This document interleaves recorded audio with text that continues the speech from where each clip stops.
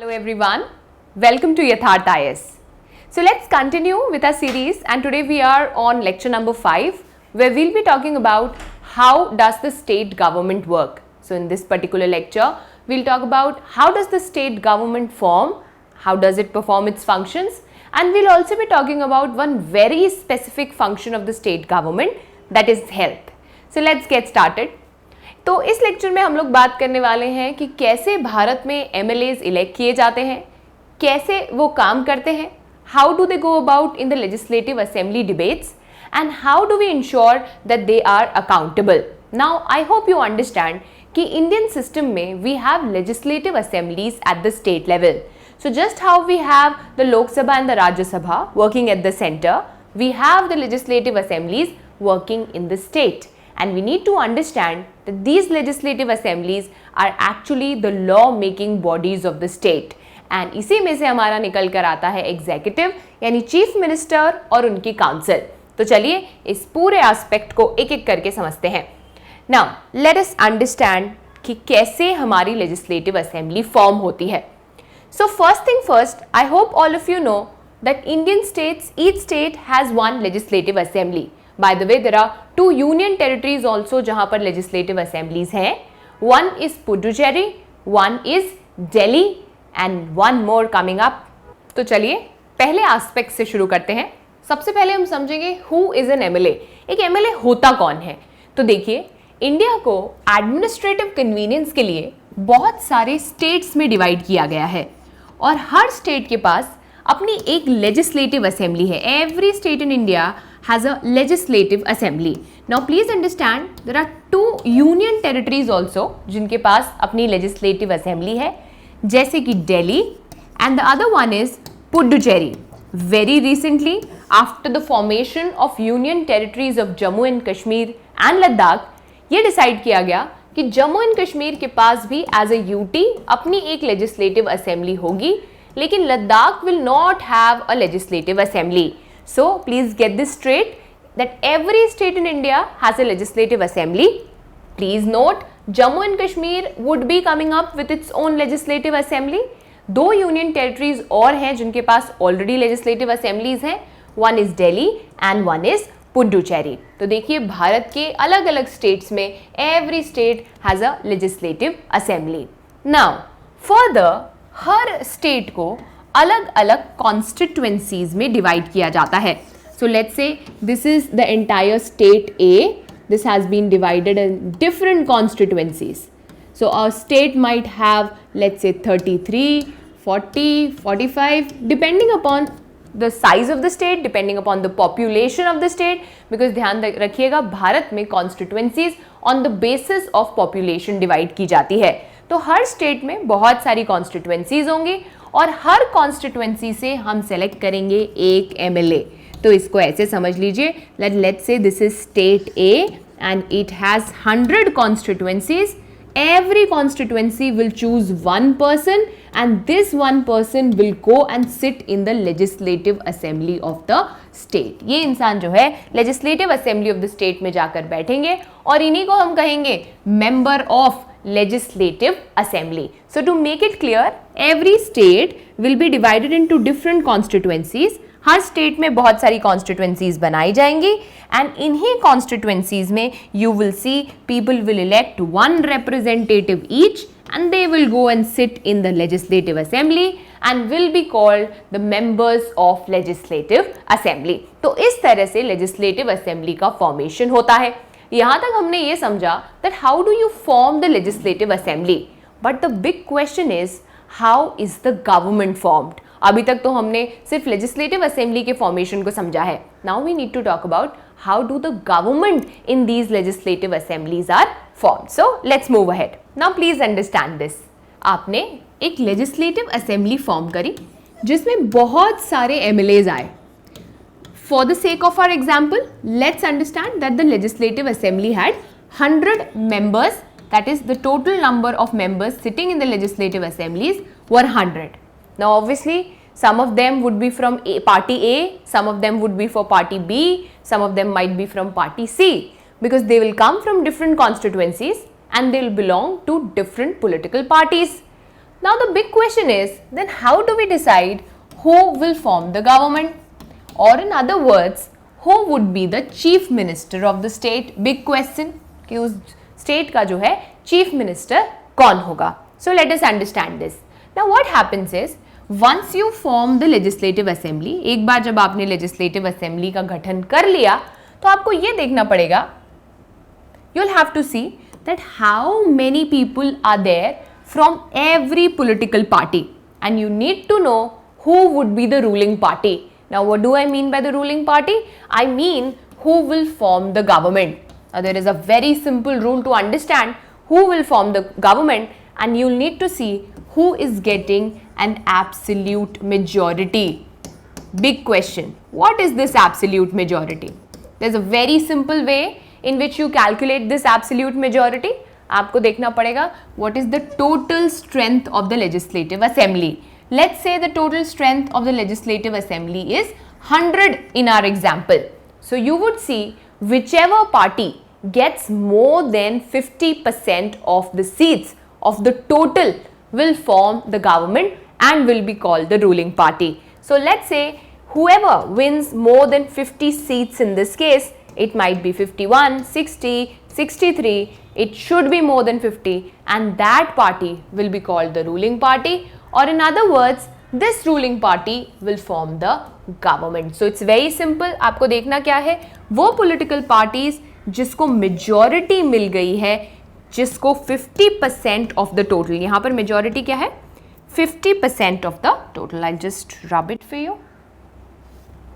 Right, whoever gets the majority. Now what is the majority, everyone? The majority here is, so once again everyone, आपने elections कराए, you got all the MLAs.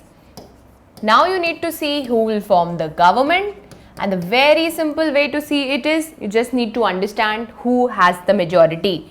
कौन सी majority? Please याद रखिएगा, इस case में use होती है absolute majority. And what is an absolute majority?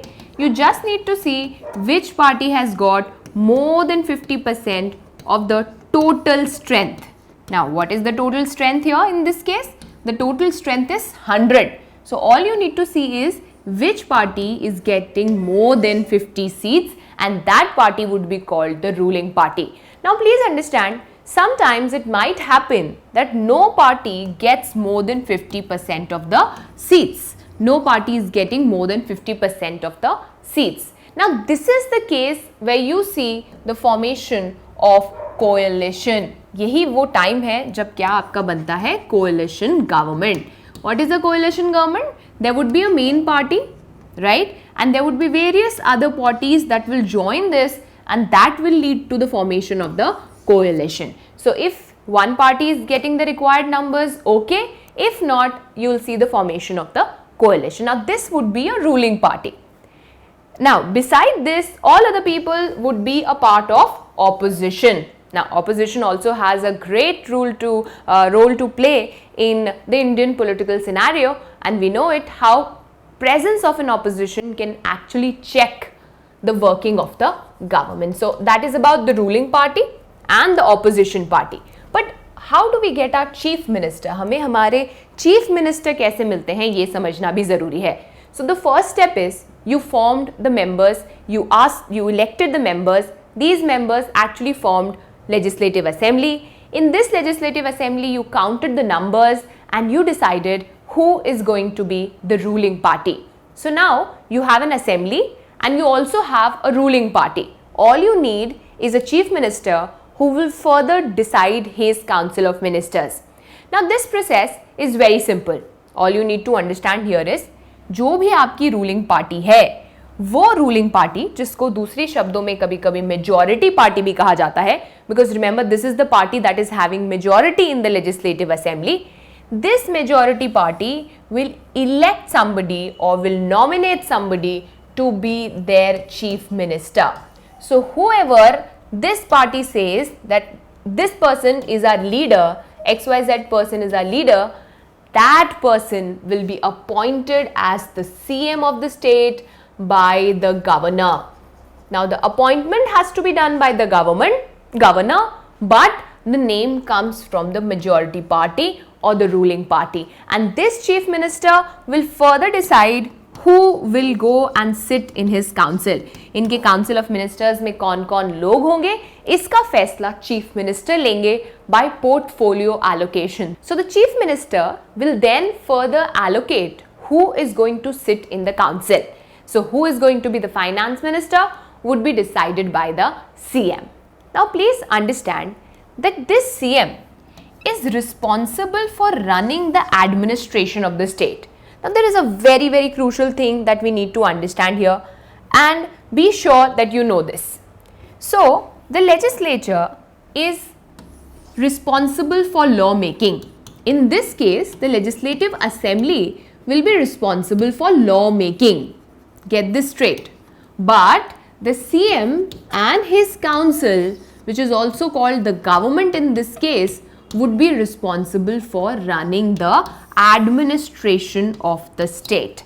So this CM and the council will be part of the executive, and this legislative assembly in its entirety would be the part of the legislature. So I hope you understand this. सारे members जो हैं members of legislative assembly मिलाकर अपनी legislative assembly बना रहे हैं, जो कि एक law making body है, whereas this is a smaller circle where you have the CM and the council who together form the government, are a part of the executive. Very important, get this straight. So हमने क्या देखा, ruling party, opposition party, and also how do we get our chief minister.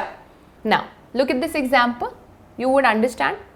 So this is an example of the Himachal Pradesh assembly elections held in 2017. You can see Bharatiya Janata Party, which became the ruling party, got the maximum seats, that is 44. Then you have the Indian National Congress, 21. You also have the Communist Party of India getting 1 seat, and Independents got 2. So this would be the opposition parties, these would be the opposition parties, and the BJP with the most number goes on to become the ruling party. Okay, now so far we understood how does an MLA get elected. सबसे पहले हमने ये समझा कि MLA का election होता कैसे है, कैसे ये MLAs लेजिस्लेटिव असेंबली बनाते हैं, और कैसे इस लेजिस्लेटिव असेंबली में से गवर्नमेंट का फॉर्मेशन होता है, which is actually CM and his council. So I hope यहाँ तक हम सब लोग एक ही पेज पर हैं.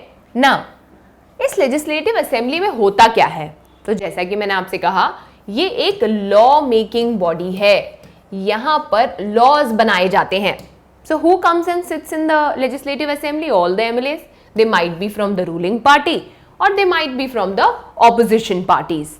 And there is a very important thing that happens here, that is debate. Because remember, legislative assembly एक deliberative body है जहाँ बहुत सारे discussions और debate होने वाले हैं. So please understand, opposition party आएगी, सवाल करेगी, it will ask questions, the ruling party will have to answer those questions. This is a place where you see a lot of debate and deliberation. Now one more very important aspect जिसे हमें यहाँ समझने की ज़रूरत है, that is the idea of dual responsibility. अब ये dual responsibility क्या है? तो देखिए, India parliamentary model of democracy follow करता है, और इस पार्लियामेंट्री मॉडल का एक बहुत इंपॉर्टेंट एस्पेक्ट ये है that the legislature and executive do not have a very strict separation. Now what do I mean by this? Let us understand. In a parliamentary form of democracy, the executive is responsible to the legislature, and also there are some people who have dual responsibility, that is they are part of executive also and they are part of the legislature also. और वो कौन है? वो हैं आपके CM plus other ministers. Now please understand, when the chief minister and the other ministers are sitting in legislative assembly, they are a part of the legislature, they are the part of the law making body. But when these people are working as CM or as a minister, they are working under the capacity of an executive. So if you look at it, a CM is a part of legislature also and a part of executive also. And this is precisely called dual responsibility. You are fulfilling responsibility on two fronts. One, as an MLA, as a part of the legislature, and one as a minister as a part of the executive. And also remember, this executive will have to answer questions in the legislative assembly. In other words, we can say the executive is responsible to the legislature. I hope you got that right. This is a very important aspect, the concept of dual responsibility. Obviously, opposition parties आपसे बहुत सारे सवाल कर सकती है लोगों के behalf पे, जो लोगों के लिए ज़रूरी है, पब्लिक इम्पोर्टेंस के हैं. Now, why would this happen? Because remember, all these MLAs are actually representatives of the people. Very, very important. Obviously, there can be certain suggestions given by the opposition party, given by other members of the legislative assembly, which government might and might not consider. You have to reply to the questions asked, because remember, we live in a democracy that is both responsible. इससे पहले वाले chapters में हमने ये बातें पढ़ी हैं. Responsibility, answerability, transparency, democracy के key features हैं. तो अगर आप पहले के lectures याद कर पा रहे हैं, जो कि आपको करने चाहिए, तो आपको याद होगा मैंने आपसे 3 terms डिस्कस की थी कि रिस्पॉन्सिबिलिटी का क्या मतलब है, अकाउंटेबिलिटी का क्या मतलब है, आंसरेबिलिटी का क्या मतलब है. Remember, because you are answerable, you are an answerable form of government, आपको जवाब देने पड़ेंगे. Please note. एंड ऑल्सो बहुत सारे इंपॉर्टेंट डिसीजंस लेना. And finally you have to run the government, because remember we talked about इसी assembly में से आपकी क्या निकल कर आया है, एग्जीक्यूटिव या फिर government. So legislative assembly is a very important body जहां लॉ मेकिंग का काम होता है, लेजिस्लेटिव फंक्शंस परफॉर्म होते हैं. There is a lot of debate and deliberation. You see the ruling party, you see the opposition party. You also see some people fulfilling dual responsibility, one as an executive and one as a legislature. Moreover, you can ask questions, the government will have to answer it. Suggestions can be given. Since you are the representative of the people, you have to reply to the questions asked in the legislative assembly. And finally, you have to run the government as an executive. Right, everyone? Now the big question. Are the people forming the government in the state actually accountable? Now, to understand this, let us first understand what is accountability. A quick recap, although we have discussed this before. What are the ways through which you ensure that the decision makers actually answer the people for whom the decisions are being taken? Let's put it straight. Let me say I am taking a decision for you and you are the people who will be impacted by these decisions.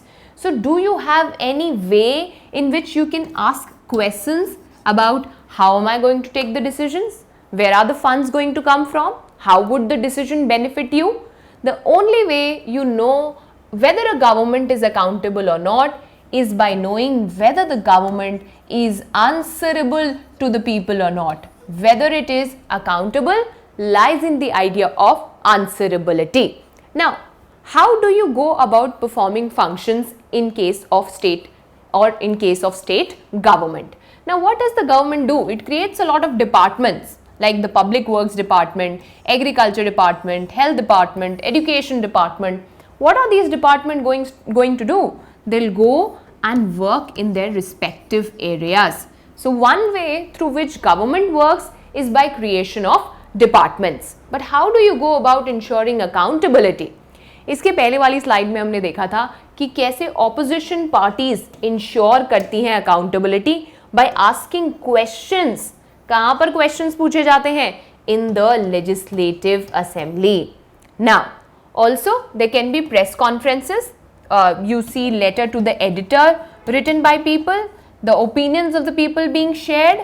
These are the ways through which you actually make the government accountable.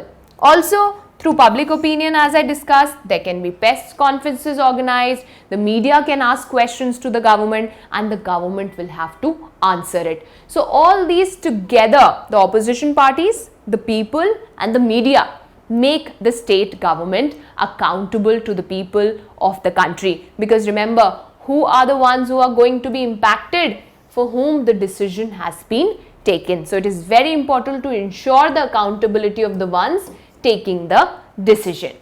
let us go to the second part of this lecture, where we'll be talking about the role of government in ensuring health. Now, this is an important topic, specifically post-COVID, because during COVID, this entire idea of health and the state government's responsibility was discussed.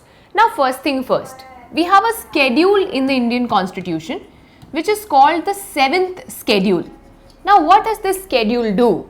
So, the 7th schedule of the Constitution actually gives you various lists whereby the powers or the subjects are allocated to the center and the state. So, certain powers are given to state, certain powers are given to center, and then you also have certain concurrent powers where both state and center has to work.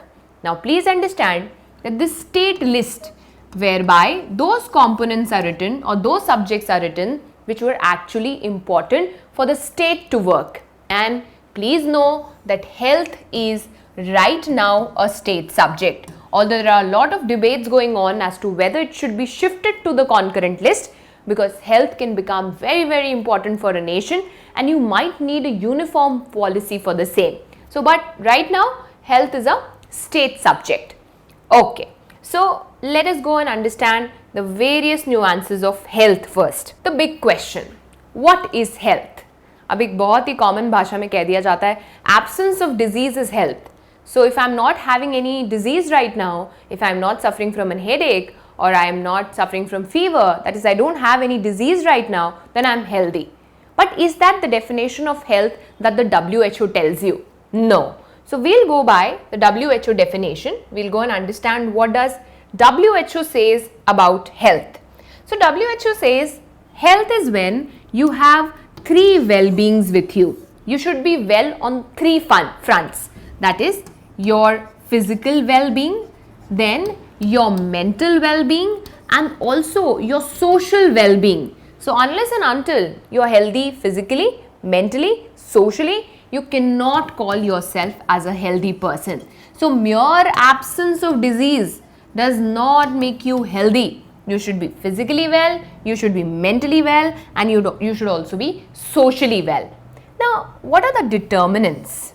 How does one ensure physical, mental and social well-being? What are the areas which impact your physical, mental or health or social well-being? Sabse pehle, the health services. Now, this is where the role of government would be very important and would be the prime focus of our chapter also. Now, what kind of health services are available in your country? Are they accessible? Are they affordable? This will determine whether most people in your country are healthy or not. But obviously, this is not the only determinant.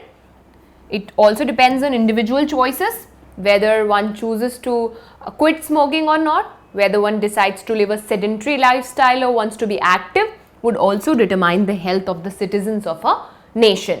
So, first thing first, it would be health services, then it would be individual choices, then of course, what kind of a family do you come from? What are the habits, eating habits of your family? How does your family function? All that would also be some important determinants. And finally, what kind of social relations do you have would determine mostly your mental as well as social well-being. So, to sum it up, what is health? Please understand, according to WHO, it is your mental, social and physical well-being, and it depends on a lot of determinants. For example, the health services available in your country, and this is where this particular lecture will focus on, that what is the role of government in providing health services and how far the government has been successful in doing so. Let us understand. Look at this, a very important slide, a very important slide for your mains answer writing also. You might use it in your answers, you might use it in your essays, so important. The health paradox. What is a paradox? When you see two contradictory or conflicting situations existing simultaneously, two contradictory situations existing simultaneously, you call it a paradox. And we are going to talk about the health paradox. So, what is this health paradox? First thing first, look at this. India has the largest number of medical colleges in the world, and it reduces the largest number of doctors. More than 30,000 new doctors qualify every year. This is a huge number. So that's our strength. We have so many doctors, we have so many medical colleges, but here is the problem. Most of these doctors would want to settle in urban areas, and people in rural areas will have to travel long distances. Remember, I told you, you need to see whether your health services are both affordable as well as accessible. हो सकता है affordable हो सकता है कि I can spend money for it. I have the purchasing power and the rates are such that I can spend money. But what if it is not accessible? What if I have to travel miles and miles to reach the hospital? That is a problem of accessibility. So it should be accessible as well as affordable. But see, most of these doctors are settling in urban areas. In rural areas, you'll find people will have to travel long distances to reach the doctor.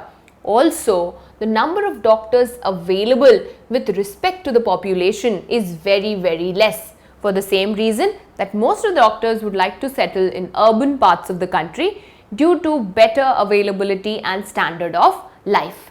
Look at this. Another paradox. Healthcare facilities have definitely grown. If I talk about 1950, there were only 2,717 government hospitals.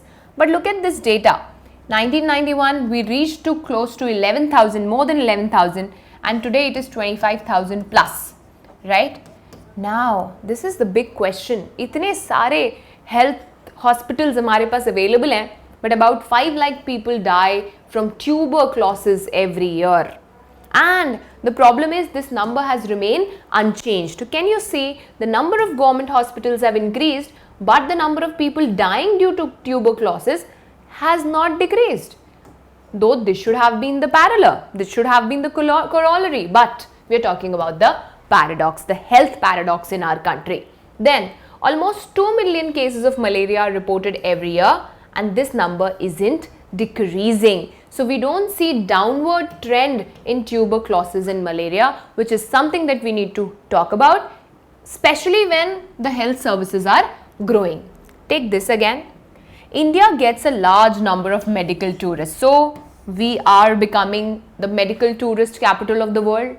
So many people come to India to get treated because the cost of operations, the cost of treatment is comparatively less if you talk about countries which are greatly advanced in the healthcare sector. So we are growing as a medical tourist destination. So many people come to India. What is medical tourism? When people from outside come to your country for the purpose of seeking medical care. वो क्यों आ रहे हैं आपके देश में? ताकि उनको क्या मिल सके? Medical care मिल सके. That would be medical tourism.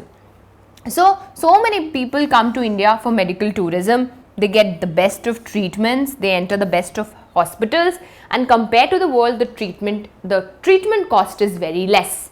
But look at this. We were not able to provide clean drinking water, which is, by the way, a very, very basic necessity to all, and 21% of communicable diseases are waterborne.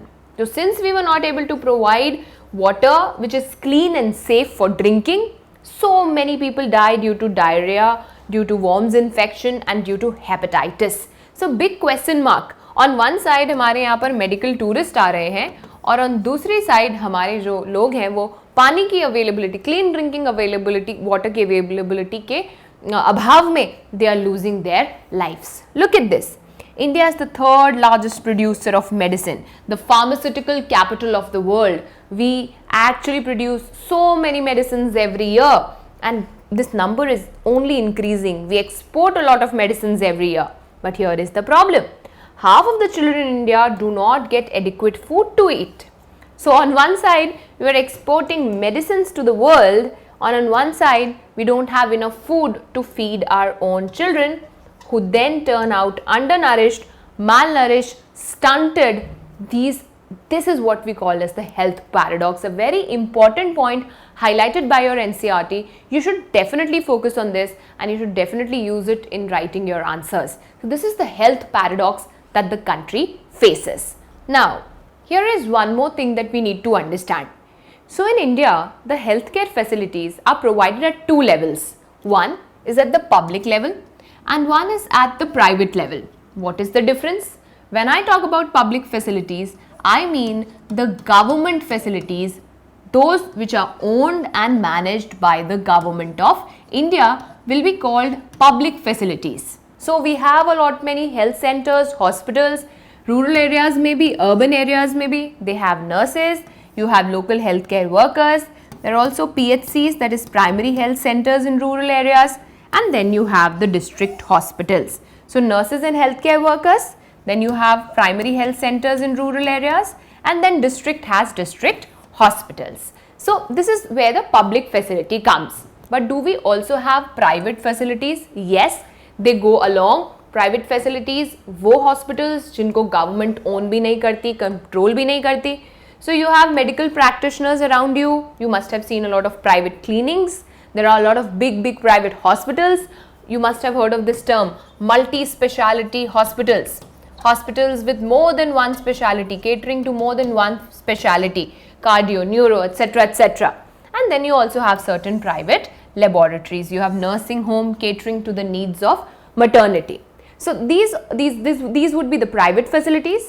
These would be the public facilities. Now, why are we even talking about this division?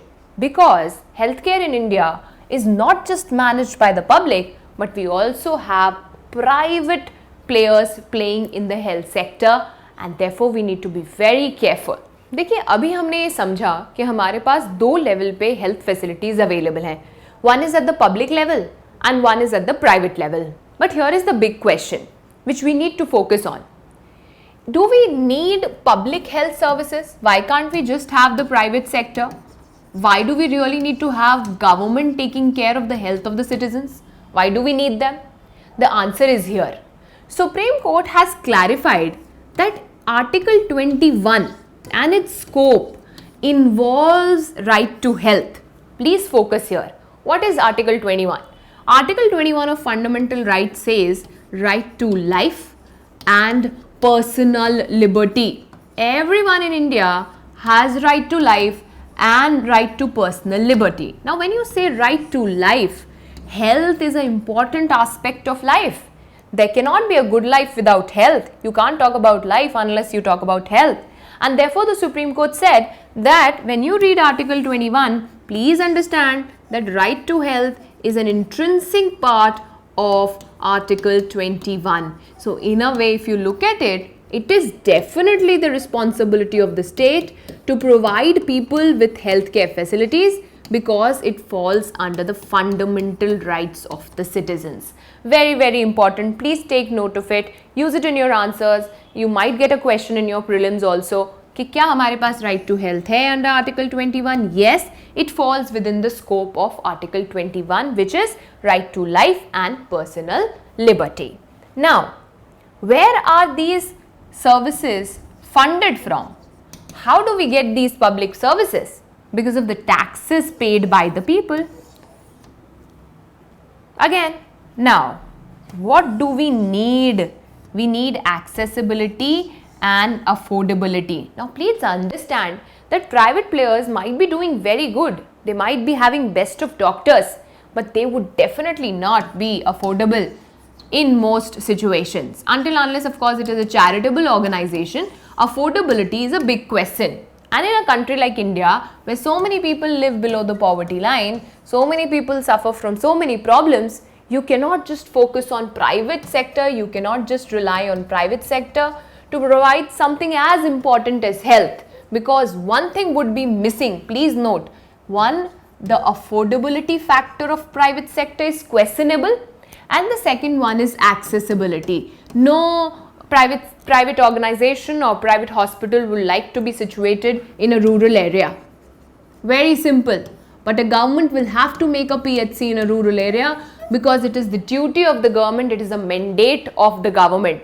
So, to ensure that healthcare facilities are both accessible as well as affordable, you can use it as your keywords, accessibility of healthcare and affordability of healthcare. To ensure both accessibility and affordability, we need to provide health as a public service. It needs to be in the domain of the government. Now, let us look at what are the problems that the healthcare sector in India faces. What are the big issues that we have to deal with? Now, if the public sector does not improve or the government health facilities do not improve, what are the options left with an individual? They will go and seek healthcare facilities at the private center. But this is the problem there. The private healthcare centers are very, very expensive. It is definitely out of reach for a common person in India or a BPL family in India to go and access the private health services due to the cost that these come with. Now, also in private sector, you see a lot of malpractices. Malpractices as in you would see so many people being prescribed expensive medicines, even though the same drugs might be available in generic medicines, but they won't be prescribed. So there are a lot of malpractices. You would see so many people being admitted in hospitals even though they just need some drug prescriptions. So there are definitely malpractices in the private sector which need to be taken care of.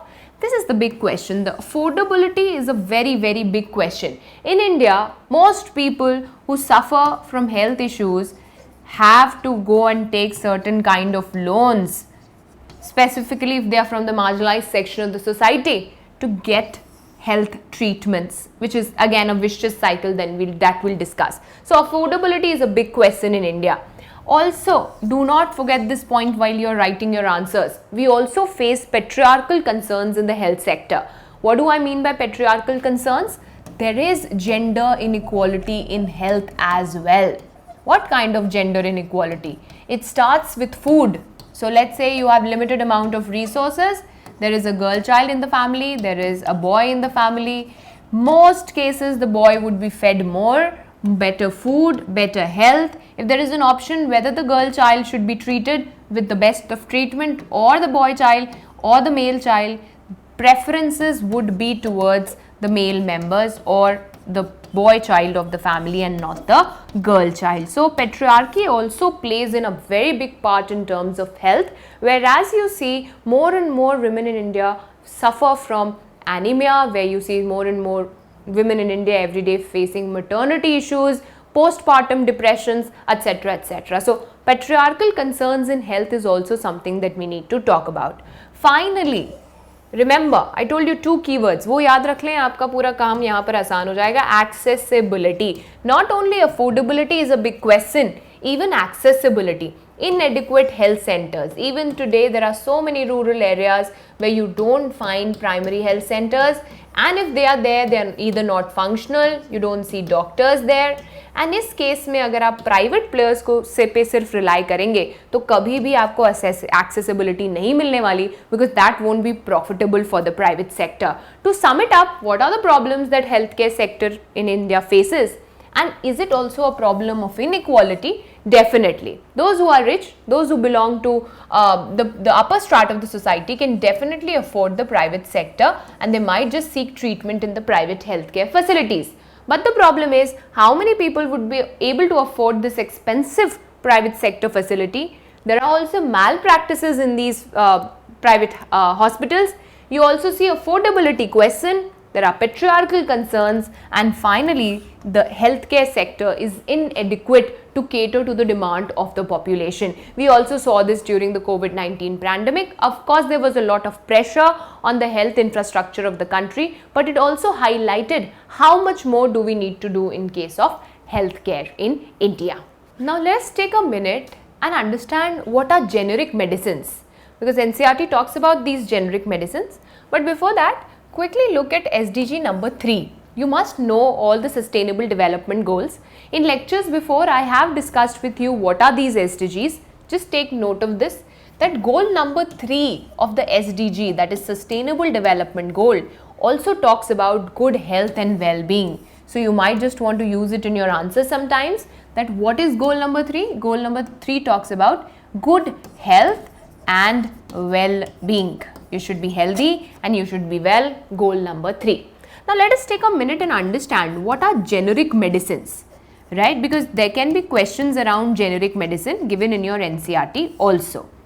Now, generic medicines are nothing but medicines with the same drug as that of the medicines which are branded. So let's take an example of crocin. The active ingredient in crocin, let's say, is paracetamol. The drug that treats you is paracetamol. Crocin is the brand name for it. The drug that treats you is actually paracetamol, but the brand name associated with it is crocin. So when you make medicines which do not carry the brand name but have the exact same active ingredients as that of the branded medicine, then they are called as generic medicines. Take a look at this. The Medical Council of India's Code of Medical Ethics has this very important thing to say. Every physician should, as far as possible, prescribe drugs with generic names and not brand names. Why? Because the medicines with brand name would be costly and the generic medicines would be at lower price, even though the active ingredient would be the same. Active ingredient meaning the ingredient that will treat you. So all that you are paying higher prices for is the name of the brand. And the Medical Council of India actually instructs the physicians that you have to prescribe generic medicines as much as possible. Now look at this. Even we have something called Jan Aushadhi Yojana for this. Jan Aushadhi stores for this. What does it say? Daam kam, dawai uttam. Why? Daam kam kaise honge? Because they are generic in nature. They do not carry the brand name. And since the brand name is not there, the prices will go down. Look at this.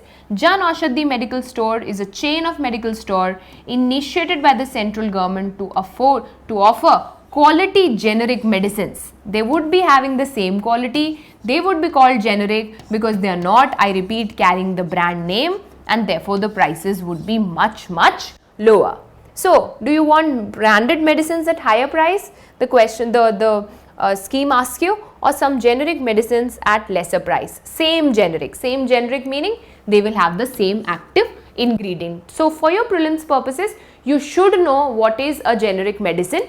For your mains purposes, you might want to add this to your answer, whereby you're talking about healthcare in India. Then more and more generic medicines should be promoted because they are more affordable, and affordability is a big problem in the healthcare sector in India.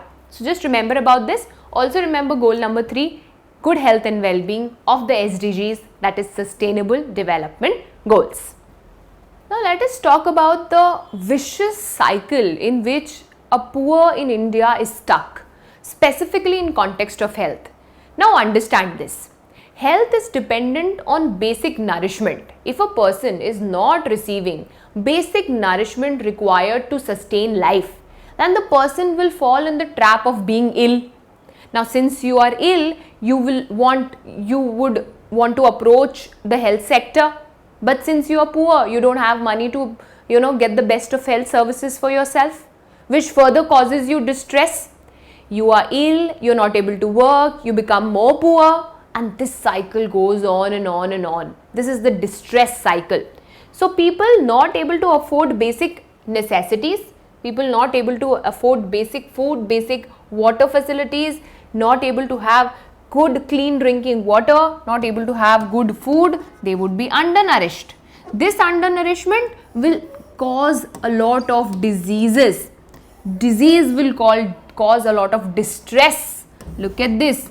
Again, since you would be ill, you would be undernourished, you will not be able to work properly. When you are not able to work properly, you are further poor. And since you are poor, you don't have enough food again. Don't have food, you fall ill. So look at how this cycle is very vicious in nature and a trap that many people in India are stuck to. This is called the vicious health circle or the vicious circle of poverty, one thing leading to the other. So this is the problem. But what is the solution? Do we have some solution for this? We definitely have some solutions. And to understand that, let us look at 2 case studies. These case studies will give you certain further points to understand as to what can be the solution to the problems that we just highlighted. First example is that of our very own country, that is Kerala. So what happened? Look, in 1996, 40% of the state's budget was allocated to panchayat. So it was said that the panchayats would take care of the 40% of the budget. They will use it as per what they feel is necessary for their place. what should it be used for, what are the basic amenities that you would be providing, and Kerala Panchayats actually came up with a very, very robust plan. They actually decided how these would be provided, and look at what they did and what you need to write in your answers. They actually came up with a very holistic approach. तो बात ये नहीं थी कि आपने सारा पैसा इस पे लगा दिया कि हेल्थ केयर फैसिलिटीज कैसे इंप्रूव करें, आप उसके बेस पर गए. You went on to understand what is the problem. The problem was many people were not having basic amenities, good clean drinking water. So they invested in good water supply, they invested in Anganwadis, improved the nutrition level of the people, improved the water quality of the area, which led to more health being the norm than disease. Or so many people were actually able to, avoid the problems like diarrhea, malaria due to taking care of the basic amenities. अब यहाँ पर हमें दो बातें सीखने को मिली. पहला, if you look at it, there was decentralization in Kerala. So state budget का 40% पंचायत को दिया, third tier of the government को दिया, so definitely there was decentralization. Secondly, and a very important point, that money was invested, budget was invested in providing basic amenities. Remember I told you about the vicious circle. One way to break this vicious circle is to provide basic amenities, because when you provide basic amenities, the percentage of people falling ill reduces, and that's how they can actually come out of that vicious circle. One more good example is that of this country Costa Rica, which is actually the healthiest country in Central America, and here is the reason. Expenditure on health is more than defense. Now obviously we understand that in a country like India, we need to invest good amount of our GDP in defense, and the reason is very simple. We have some very friendly neighbors, quote unquote. I mean, we have to take care of our territory because we live in an area, or we are surrounded by neighbors from whom we need protection. So obviously we need to invest in our defense sector. But we need to question ourselves, is the expenditure on health adequate? Do we need to spend some more money on the health sector of the country? Obviously in this budget, the expenditure on health was increased, but do we need to further increase the percentage? Big question. Universality of health services. Everyone in India should be able to access and afford health services. ये याद रखिएगा, health services accessible भी होनी चाहिए और affordable भी होनी चाहिए, ये बड़ी ज़रूरी है. And look at this, basic amenities. They provided basic amenities to their citizens. Safe drinking water, sanitation, housing. Again, look at what happened here. यहाँ पर हमने सीखा decentralization, basic amenities. Again, Costa Rica का example हमें बताता है कि basic amenities पे if you invest, you will be able to provide health to the people. Now this is very simple to understand. You went to the root of the problem, you addressed the root of the problem, and you were able to come up with the solution. What was the root of the problem? People were not having enough amenities, people were not having clean drinking water, good food to eat, that led to malnourishment, diseases. So focusing on basic amenities and also increasing the expenditure or the ratio of the GDP that you invest in health. So looking at this, we got some pointers that can be taken into consideration for India. One is decentralizing the healthcare facilities, providing more and more opportunities to the third tier of the government to work here because they would know the exact problem of the citizens. Then investing in basic amenities and also increasing the health expenditure in terms of how much ratio of your GDP you are investing in health. Now this can be your prelims question, right? And also you can use it in your mains. Article 25 of UDHR, right, talks about giving adequate health and well-being. So there's something called as right to adequate health and well-being in the UDHR. So can we say it is recognized as a human right? Absolutely, right to health actually forms part of your human right also. अभी मैंने आपको बताया था Article 21, that is right to life and personal liberty, also talks about right to health. So even in India we have an article 21, जिसके scope में आपको right to health मिल जाएगा. A very important part of it is right to health. Now if you look at DPSPs, all these DPSPs directly or indirectly translate to implementing right to health.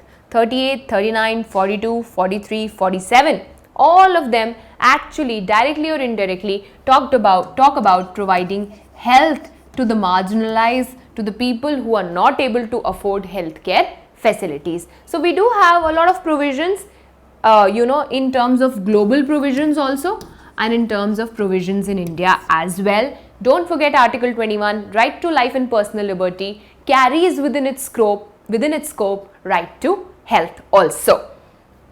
Now the big question, what can be the solution? What has to be the way forward from here onwards? So although we discussed a lot of way forwards already during the course of the lecture, here are some more things that you need to understand. We need to have a holistic approach. Now what do I mean when I say holistic approach? Holistic approach से हमारा मतलब है कि अगर आप सिर्फ ये problem solve करने की कोशिश करेंगे कि कोई बीमार हुआ, somebody is ill, so let us give them some healthcare facilities and that's done, that will not solve the problem. We need to provide basic amenities also. Everyone in India should have food to eat, good food to eat, nourishment required for the sustenance and good clean drinking water. If you are able to provide this, you will be able to break the vicious circle. So one way forward is that we have to have a very holistic approach, and quality healthcare services should be provided to all citizens. We saw this during the COVID-19 pandemic also, and we need to take the lessons that you have to provide quality healthcare, because remember, if we leave it to the private sector, that can be very, very dangerous to country's health. Connected to the idea of demographic dividend, giving you a food for thought here to think about. What is demographic dividend? For the next few years, like let's say a decade, India has the disadvantage of having young population in the country, which is actually the working population of the country.